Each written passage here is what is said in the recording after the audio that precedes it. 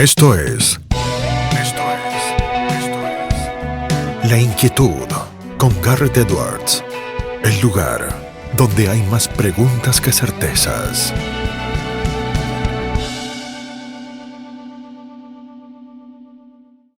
Damos vuelta de página aquí en La Inquietud por CNN Radio Rosario y todas las semanas tratamos de traer distintos puntos de vista, distintas temáticas, cosas que nos apasionen, que nos permitan reflexionar. Hoy tenemos el placer de sumar a un amigo. Él es magíster en economía, es escritor, es conferencista, es profesor universitario, es titular de su propia firma. Ahora les vamos a decir el nombre porque si no les vamos a estar spoileando quién es el invitado. Es también subdirector de la maestría en Economía y Ciencias Políticas de SEADE. Es un tuitero de talla y fuste que siempre se anima a decir lo que piensa y piensa muy bien lo que dice. Es Iván Carrino. ¿Cómo estás, Iván? Garrett Edwards te saluda.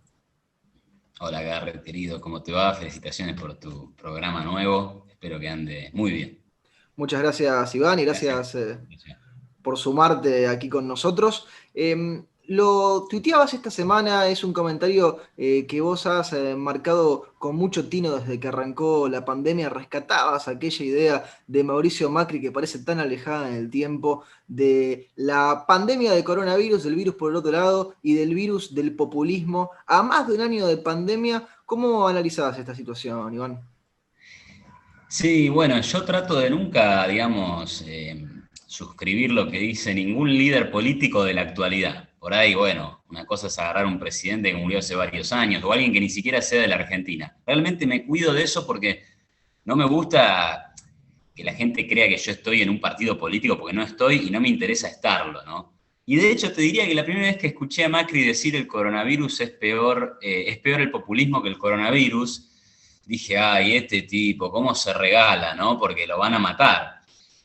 Pero yo realmente, digamos, y creo que ha quedado bastante en evidencia, que las medidas que toma el gobierno no tienen raigambre científica, ni están avaladas por ningún dato objetivo, ni están avaladas por los propios criterios que el propio gobierno sugirió en algún momento del pasado reciente, ¿no? Por ejemplo, cuando hubo un aumento de casos allá por enero, que toda la culpa era de los jóvenes que estaban en Pinamar, ¿viste? Nunca es de los que están en Mar del Tuyú, porque ahí también hay un mambo medio clasista en todo esto.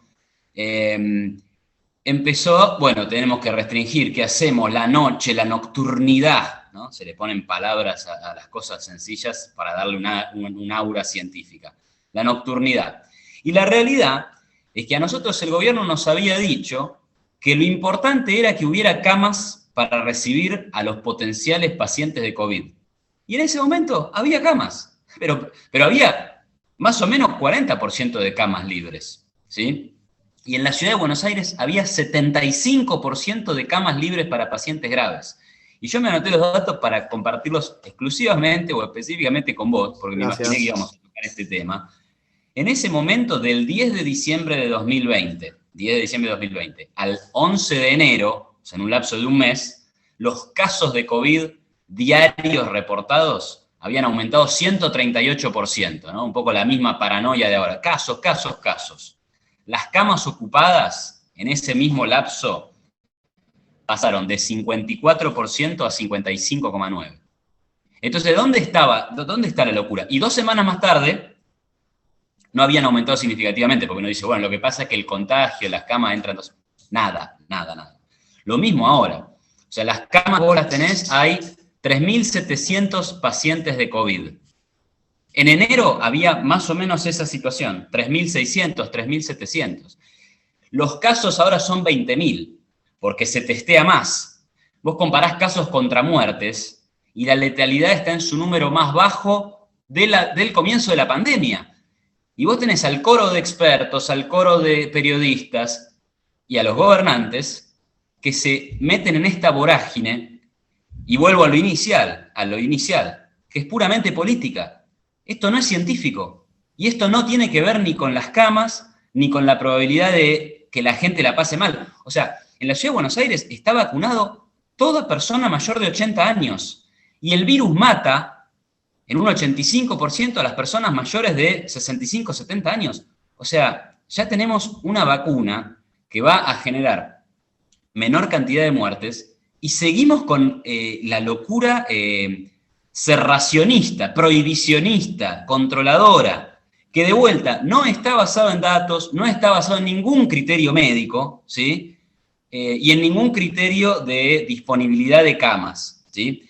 Y lo último que te diría es, bueno, incluso si tuviéramos un problema con las camas, hay que discutir si todavía son razonables los cierres, ¿no? Y restringirle la actividad a la gente que vive de tener un bar, a la gente que vive de una actividad nocturna.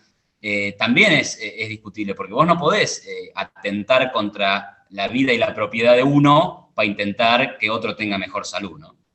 Iván, todos los números que nos compartís son muy claros, son muy precisos, nos pintan una imagen de contraste entre lo que se dice y lo que realmente sucede. Vos no solo sos un hombre de los números, también sos un hombre de los medios y por la economía sos un hombre también preocupado por el comportamiento humano, ¿sí? ¿Cómo te parece que han influido los medios y las redes en esto que algunos han dado en llamar la infodemia en este año de pandemia? Bueno, yo digamos que tampoco soy de criticar o sumarme. Viste que los que suelen criticar a la izquierda, perdón, al revés, los que suelen criticar a los medios, los que históricamente han criticado la hegemonía de la información, los monopolios informativos, siempre a la izquierda. ¿Por qué? Porque nadie quiere escuchar a la izquierda. Entonces los medios hegemónicos no le dan aire, no le dan cabida, o no le dan mucha cabida, lo que a ellos les gustaría. Entonces nos censuran, nos sacan, etc. Yo no estoy en esa línea, digamos. Yo creo que los medios hacen un negocio. Hay que vender información, hay que venderla de la mejor manera posible y hay que darle a la gente lo que quiere y lo que necesita. Entonces, me resulta insoportable ver la televisión en un 80% hoy, sí, porque lo único que se está transmitiendo es el morbo del caso, los 50 casos, los 100 casos, los 4.000, los 20.000. Y seguido de eso está una cosa policíaca y miren los jóvenes sin barbijo, y miren la fiesta que hizo Tevez sin distanciamiento social. Pero déjenle a Tevez hacer la vida que se le antoje. Y el que no tiene ganas de ir a la fiesta de Tevez porque tiene miedo del COVID, no va a la fiesta de Tevez y se acabó el problema. Y el que tiene miedo de cruzarse en la calle con alguien que fue a la fiesta de Tevez, porque es tan irracional de creer que porque paseás al perro al lado del que fue a la fiesta de Tevez te vas a contagiar de COVID, mirá, te podés quedar en tu casa. No podés obligarle a todo el mundo a compartir tu visión sobre el riesgo y a tener la aversión al riesgo que tienen otros, ¿no? Entonces, los medios, digamos que están en esta cosa morbosa de contar los casos, todo lo que llame la atención. A ver, no los culpo porque el miedo vende más. Ya lo sabemos esto, ¿no? Digamos, las buenas noticias no venden. Nadie te dice, hoy se recuperaron no sé cuántos miles de personas de COVID. Nadie, no tiene sentido decir eso.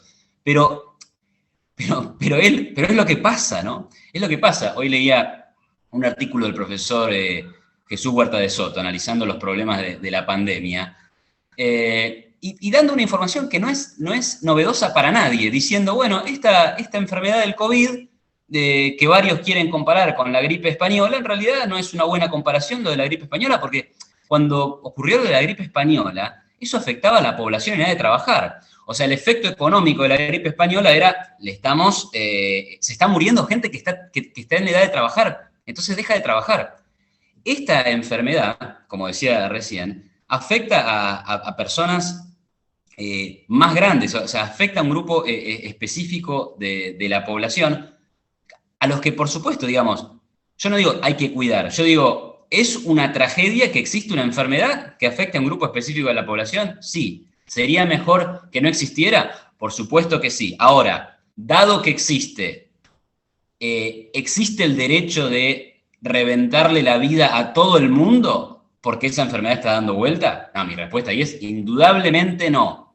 Digo, hay que ir hacia la responsabilidad individual. Y te hago el último comentario. Alberto Fernández. Sí. Alberto Fernández es el partidario principal de que la culpa es de la irresponsabilidad de la gente, de los chicos que fueron de viaje egresados a México, de los que se juntan en fiestas clandestinas. Ah, y él se contagió. No entiendo, ¿estuvo en alguna de esas circunstancias? Él dijo que se estuvo cuidando mucho. Se estuvo cuidando mucho. Y dijo eso, pero bueno. Bueno, me gusta que diga, y yo me cuidé pero me contagié. Porque la lógica distinta sería, bueno, anda a buscar al que te contagió, ¿no? Si la culpa es de la gente que se porta mal, ¿quién te contagió? ¿Quién es el malo que te contagió? No es así, no es así. Digamos, hay un virus dando vuelta. No es culpa del gobierno el virus, pero tampoco es culpa de la gente. Hay un virus, hay una enfermedad, hay que cuidarse, como tantas enfermedades que hay hoy y que hubo en la historia, ¿no? Simple, simple. Dijiste Ese es mi punto, ¿no? algo, Iván, muy interesante de un concepto económico que lo bajaste a tierra que tiene que ver con la aversión al riesgo y dijiste que, o básicamente así lo entendí yo, que el gobierno nos estaba haciendo compartir la visión de riesgo de los más aversos al riesgo. ¿Esto cómo va a terminar impactando este año en la economía? Ya los números de 2020 los conocemos, pero digo, los de 2021, ¿vos cómo lo vas viendo en esta tesis cerracionista del gobierno? Sí, sí, exactamente. Así parecería, ¿no? Hoy también en una discusión con alguien sobre este tema, esta persona, que es un periodista muy formado y además de ideas muy razonables, sostenía, bueno, no están mal las medidas del gobierno. Yo no me quiero contagiar, decía. Y bueno, está bien si vos no te querés contagiar, me parece perfecto que no quieras exponerte al riesgo, pero no es responsabilidad de los demás que vos te contagies, digamos. Hacete cargo de tu vida. Y además, si la solución ideal es, che, como vos no querés contagiarte, quedate en tu casa, bueno, vos podés quedarte en tu casa, no le pidas a los demás que lo hagan, ¿no?